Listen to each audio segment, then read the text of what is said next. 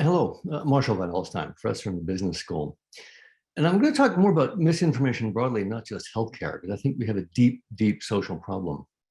It really makes a big difference if society can't agree whether vaccines work or not, or whether the president is legitimate or not, or whether the climate is warming or not.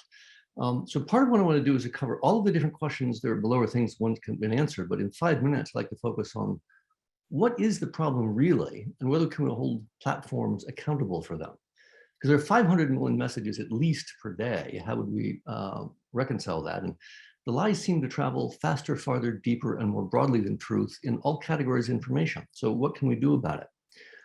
I'd argue that unfortunately, next slide, that many of the solutions that we have currently just don't work, whether it's fact-checking by crowds or algorithms, tagging and product labeling, media literacy campaigns, educating consumers, accuracy nudges, truth chasers, or demotion in the newsfeed.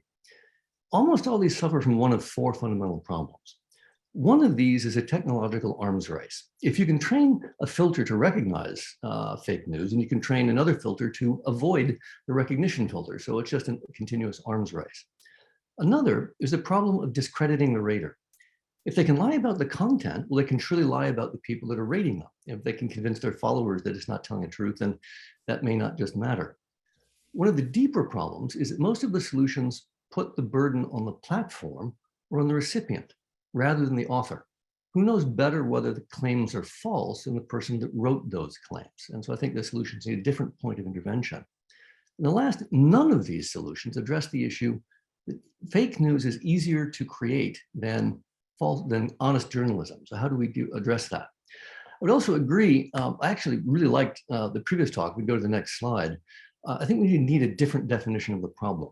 I actually think the fakeness is not the issue. The falsity is not necessarily the issue. And to illustrate that quickly, is Pluto a planet or not? Well, it just doesn't matter. One of my favorite restaurants used to be in David Square, one that had the slogan, "Eat at Jay's and live forever." That's provably false, but the worst thing that happens is you get a great meal if you eat there. Or fake news that is disbelieved just isn't a problem.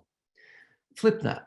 There's much true information that does matter. To give you an example, the account on Twitter, Blacktivist, wasn't run by a black activist. It was run by a Russian troll trying to use true information to suppress black votes, a horrible situation. Or another one, the truths. So they'll point out that a famous actor did receive the vaccine and then died 2 weeks later. Those events are totally disconnected with one another. They don't have anything to do with one another. Or true information that is disbelieved, that can be a problem. So it's not necessarily the truth or falsity. So I have to agree with the previous speaker. Next slide. So I actually like to define the problem slightly differently as clearing communications of information that causes decision error or negative externalities. Decision error even covers the case of parody or irony. Those don't necessarily cause decision errors in here. But one that's often missed is the externality. It's the damage that happens off platform, whether it's the loss of herd immunity or Pizzagate or insurrections. These are things that happen off platform, really identifying this more as a pollution problem. So it's not just the falsity, decision errors alone. So what do we do about it? We go to the next slide. We offer there are at least half a dozen different solutions, but in 5 minutes, I want to focus on just two. As for number 3 here, one of the things I would call is reverse amplification. So if platforms put profits over people and they amplify, then one of the things we could do is to actually reverse amplify the liars. If you're caught telling fabrications, then we could reduce the social network and delay the messages. What's this do? Even if you're an ideologue, and your goal is to persuade people, you need an audience to do so. But if your lies are shrinking your audience, then you're self-defeating. So it puts the onus back on the author as a mechanism to do this.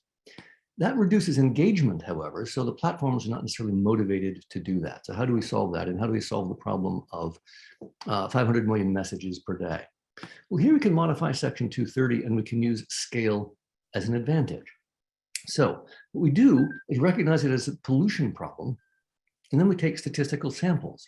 So if this is the case, a factory is polluting. You don't take all of the water or all of the air. You take a sample.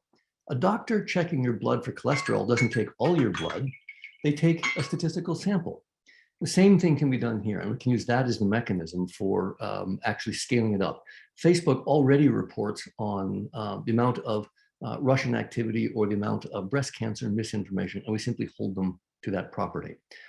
So any of you this, I encourage you to read the paper. This is just in the working paper posted on SSRN. I would love to hear your feedback. So I hope this was valuable news as opposed to the fake time. Thank you.